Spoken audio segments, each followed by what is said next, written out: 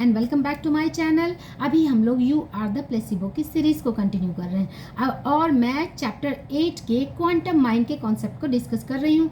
ये चैप्टर क्योंकि काफ़ी कॉन्सेप्चुअल है तो इसमें 2-4 वीडियोस लग सकते हैं। एक 5 to 10 मिनट्स के वीडियोस में इतने बड़े एक कॉन्सेप्ट को समझाना ईजी नहीं होगा, इसके लिए पूरा एक वेबिनार चाहिए।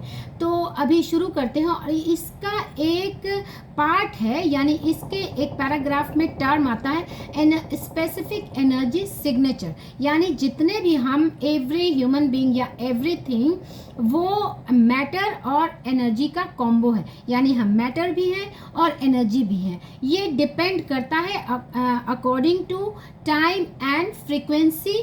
सो जैसे जैसे हमारी एनर्जी बढ़ते जाती है फ्रीक्वेंसी बढ़ती है। फ्रीक्वेंसी क्या है? ऑसिलेशंस पर मिनट। इसे हम मॉलिक्यूलर लेवल पे या माइक्रो लेवल पे समझें तो फ्रीक्वेंसी होती है ऑसिलेशंस पर मिनट। आपने देखा होगा कि जो हाईली एनर्जेटिक पीपल हैं उनका रिएक्शन टाइम बहुत कम होता है। फॉर एग्जांपल जितने एथलीट्स हैं वो बहुत फास्ट रिएक्ट करते हैं, और जैसे जैसे हम या कोई भी एजिंग होते जाती है तो आप देखेंगे कि मैटर का पार्ट बढ़ता जाता है, एनर्जी कम होते जाती है। और जब हम बीमार होते हैं हमारा मैटर का पार्ट, यानी we are more matter less energy. तो जब एजिंग जैसे कि एज बढ़ते जाती है तो more matter less energy and at the end of the day only matter no energy. तो इसे समझे एट पर्टिकुलर सिचुएशन में, जैसे कि अभी मैं आपसे बात कर रही हूँ, मैं पूरा सर से पांव तक मीन्स इलेक्ट्रॉन प्रोटॉन न्यूट्रॉन यानी एटम्स और इलेक्ट्रॉन प्रोटॉन न्यूट्रॉन के बने हुए हैं, और ये इसका एक ह्यूज मीन्स एक सिंगल तो नहीं है, एक सिस्टम है। तो आप अगर बायोलॉजी के लेवल पे जाएंगे तो सेल मिलके टिश्यूज़ बनते हैं, टिश्यूज़ मिलके ऑर्गन सिस्टम बनाते हैं, ऑर्गन सिस्टम्स और कई ऑर्गन सिस्टम मिलके एक ह्यूमन बॉडी बनती है या कोई भी एनिमल्स बनते हैं। तो बेसिकली ये एनर्जी का जो इंटरेक्शन है, ये इंटरेक्शन जितना जितना एक्यूरेट होगा, जितना कोहेरेंट होगा, हमारी बॉडी उतनी ही अच्छे ढंग से काम करेगी, हमारी एनर्जी उतनी ही ज़्यादा होगी, फ्रीक्वेंसी हमारी उतनी ही हाई होगी, हम उतने ही एनर्जेटिक होंगे।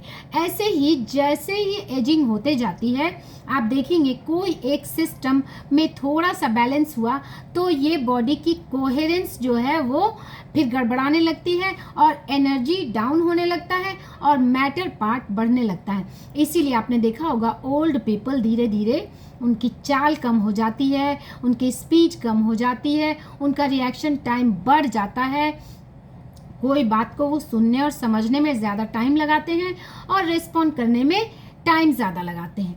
तो एक्चुअली हर इंसान का, अभी जैसे कि मैं आपसे बात कर रही हूँ या आप हैं, तो हर इंसान का एक स्पेसिफिक एनर्जी सिग्नेचर है, यानी और इसे हम दूसरे टर्म में समझें तो ऑरा। हर इंसान का एक स्पेसिफिक ऑरा होता है जिसे साइंटिस्ट ने मेजर किया है, और जैसे जो लोग हाई एनर्जी पीपल होते हैं उनका ऑरा बहुत काफ़ी दूर तक फैला होता है। सो हाई एनर्जी जितने रहेंगे उतना मैटर पार्ट हमारा कम होगा और एनर्जी पार्ट ज़्यादा होगा। सो हमें करना क्या है कि एनर्जी के पार्ट को यानी वाइब्रेशन को अपलिफ्ट करना। अब इस चैप्टर का मेन कॉन्सिक्वेंस क्या है कि हमारी एनर्जी जितना ज़्यादा होगी हमारा मैटर पार्ट उतना कम होगा, और यानी कि हम सर्वाइवल मोड में जब होते हैं तो हमारा मैटर पार्ट ज़्यादा होता है, और जब हम क्रिएटिव मोड में आते हैं तो हमारा एनर्जी पार्ट ज़्यादा होता है। इसलिए क्रिएटिव मोड यानी कि क्रिएटिव मोड में आने के लिए इसीलिए कहते हैं कि एनर्जी हाई करनी पड़ती है, वाइब्रेशन हाई करनी पड़ती है।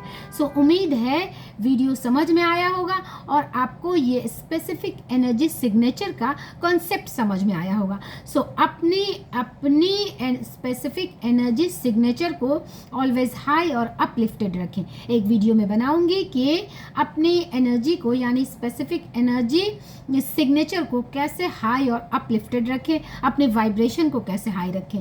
So keep your specific energy signature uplifted, high energy mode में रहिए, हाई वाइब्रेशन मोड में रहिए। मिलते हैं नेक्स्ट वीडियो में क्वांटम माइंड के एक न्यू कॉन्सेप्ट के साथ।